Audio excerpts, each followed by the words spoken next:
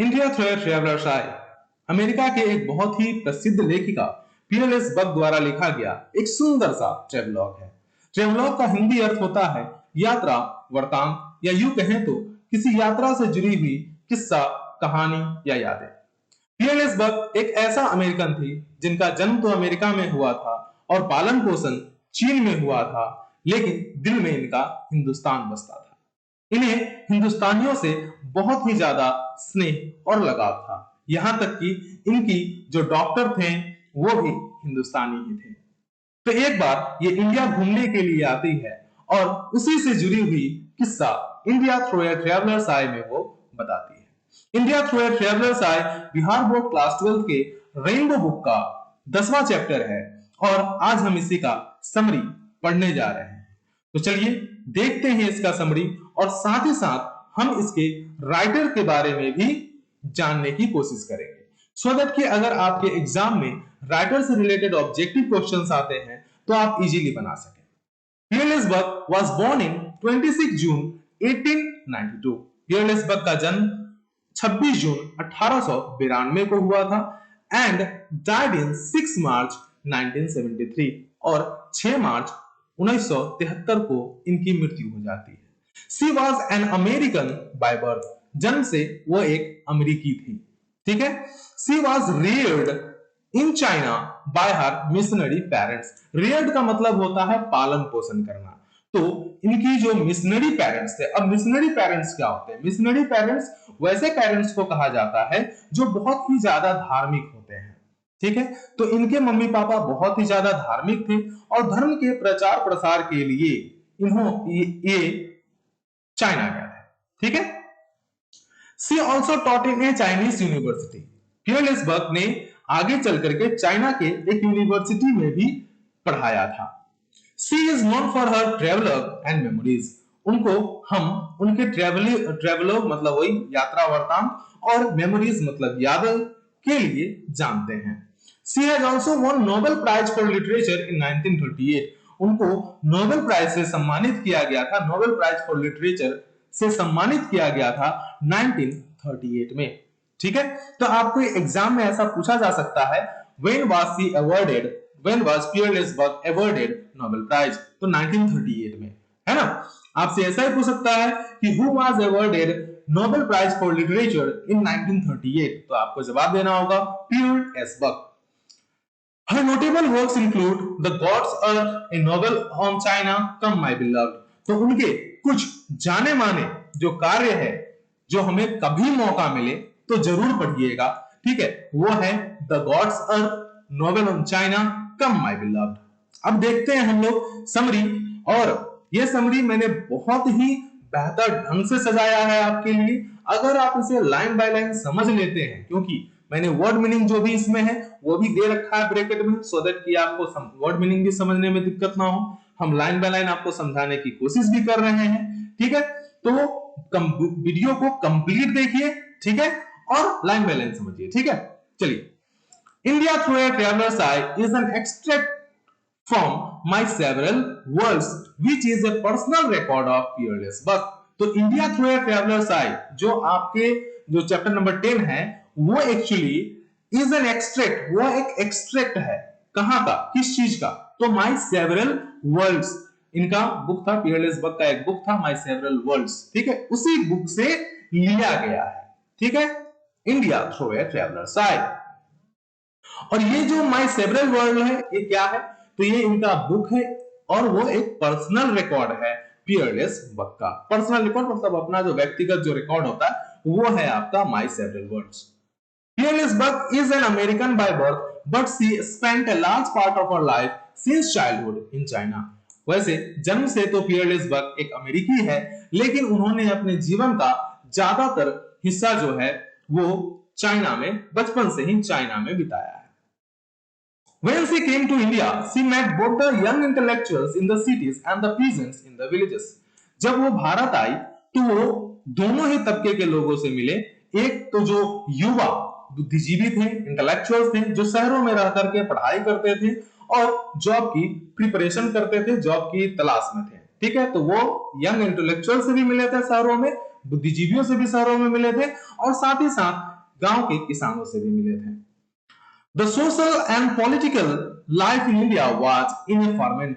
ठीक है, तो उस वक्त जो था ना, जब वो भारत आई थी, तब उन्होंने देखा कि यहाँ का राजनीतिक और सामाजिक जो जीवन था वो बहुत ही उथल पुथल मचा हुआ था, वो विक्षोभ था।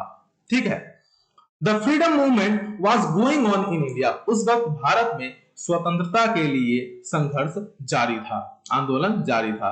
And the British were preparing for the Second World War. और जो हमारे ब्रिटिशर थे वे लोग दूसरे विश्व युद्ध की तैयारी कर रहे थे। ठीक है, तो इंडिया थ्रू ट्रेवलर्स आए, उनके बुक माय सेवरल वर्ड जो कि उनका पर्सनल रिकॉर्ड है वहां से लिया गया है। और पीयरलेसबर्ग जन्म से एक अमेरिकन है, लेकिन उनका ज्यादातर समय चाइना में बीता। ठीक है, भारत उनके दिल में बसता था। एक बार उनको भारत आना हुआ, तो जब वो भारत आती है तो दोनों ही तबके के लोगों से मिलती है। एक तो यंग इंटेलेक्चुअल्स जिनसे वो सिटी में मिलती है, और दूसरा क्या है, गांव के किसान से मिलती है। जब वो यहाँ आई तो देखती है क्या कि भारत में स्वतंत्रता के लिए संघर्ष जारी है और अंग्रेज जो है वो दूसरी विश्व युद्ध की तैयारी में लगे हुए हैं। ठीक है, अब आगे देखते हैं। The freedom struggle under the leadership of Gandhi ji was non-violent। तो गांधी जी के नेतृत्व में जो स्वतंत्रता का संघर्ष चल रहा था वो नॉन वायलेंट था, मतलब अहिंसक था। ठीक है, when the whole world was sunk in war and bloodshed, India firmly walked on the path of non-violence। जब पूरा दुनिया ही द्वितीय विश्व युद्ध के समय, सेकेंड वर्ल्ड वॉर के समय, जब पूरा दुनिया जो था वो खून में डूबा हुआ था, युद्ध में लिप्त था, उस वक्त गांधी जी के नेतृत्व में भारत नॉन वायलेंस के पथ पर, अहिंसा के पथ पर अग्रसर था और अहिंसा से अपने आंदोलन को चला रहा था। अकॉर्डिंग टू हर, उनके अनुसार, India has taught the world the lesson of non violence. उनके अनुसार उन्हें लगता है कि इंडिया ने पूरे विश्व को नॉन वायलेंस, अहिंसा का पाठ पढ़ाया है। She says that the American War of Independence shrinks in size before the Indian independence movement। उनका ऐसा मानना है, उनका ऐसा कहना है कि जो अमेरिकन वॉर ऑफ इंडिपेंडेंस था वो इंडियन वॉर ऑफ इंडिपेंडेंस के सामने छोटा पड़ जाता है, क्योंकि इंडिया में खून नहीं बही थी। ठीक है, इंडिया ने जो आंदोलन किया था वो अहिंसक था। उन्होंने पूरा दुनिया को बताया था कि बिना किसी को मारे चोट पहुंचाए भी जंग जीती जा सकती है, बिना हथियार उठाए भी अपनी बात को मनवाई जा सकती है। When she visited rural India, she was disturbed to see the condition of the people। और बाद में जब ये ग्रामीण क्षेत्र में जाती है भारत का, तब वहां का कंडीशन, वहां का स्थिति को देख करके ये बहुत ही ज्यादा डिस्टर्ब हो जाती है, बेचैन हो जाती है, व्याकुल हो जाती है। It was here the worst side of the colonial exploitation was visible। ये वही था जहां पे अंग्रेजों के किया गया, जो अंग्रेज के द्वारा जो हम पर अत्याचार किया गया था, उसका पूरा का पूरा प्रमाण गांवों में दिख रहा था। गुलामी का निशानी आपको गांवों में दिख रहा था। ठीक है, जब वो रूरल पार्ट ऑफ इंडिया में जाती है। The Indian peasants were far poorer than that of Chinese. उन्होंने देखा, क्योंकि वो चाइना में अपना समय बिताई थी बहुत लंबे समय तक, तो उन्होंने देखा कि जो भारत के किसान थे वो चाइनीज किसानों की तुलना में बहुत ही ज्यादा गरीब थे। हालांकि however, she says that the people of India are religious by nature and are more sacrificing than the Christian missionaries। Last में वो ये कहते हैं कि इतना कुछ होने के बावजूद भी, मतलब भारत के युवा जो है वो संघर्ष कर रहे हैं आजादी के लिए, किसान भूखमरी से मर रहे हैं, ठीक है, बच्चे बिलख रहे हैं, फिर भी भारत के जो लोग हैं वो बहुत ही ज्यादा अपने स्वभाव से धार्मिक हैं और मोर सेक्रीफाइसिंग, मतलब वो more sacrificing then the Christian missionaries, मतलब वो जो है क्रिश्चियन के जो मिशनरीज है उससे भी ज्यादा बलिदानी है भारत के लोग। तो भारत के लोग अपने स्वभाव से बहुत ही ज्यादा रिलीजियस है, और साथ ही साथ जो क्रिश्चियन मिशनरीज, जो सभी लोग जो धर्म के प्रचार करते हैं क्रिश्चियन के, ठीक है, उनके पेरेंट्स भी मिशनरीज में से थे। ठीक है, तो कहते हैं जो क्रिश्चियन मिशनरीज जो अपना, वो लोग क्या त्याग करता है, आओ अगर त्याग देखना है तो भारत आओ, भारत के लोग बहुत ही ज्यादा बलिदानी है, त्यागी है और साथ ही साथ धार्मिक भी है। तो ये रहा आपका summary class 12 rainbow chapter number 10 idea sorry India through ए ट्रेवलर्स आए, जो कि पीएलएस बग के द्वारा लिखा गया है। ठीक है, तो उम्मीद करता हूं कि आपको यह समरी पूरा समझ में आ गया होगा। ठीक है, अगर आ गया है तो लाइक कीजिए, नहीं आया है तो कमेंट कीजिए, हम फिर से आपके लिए समझाएंगे।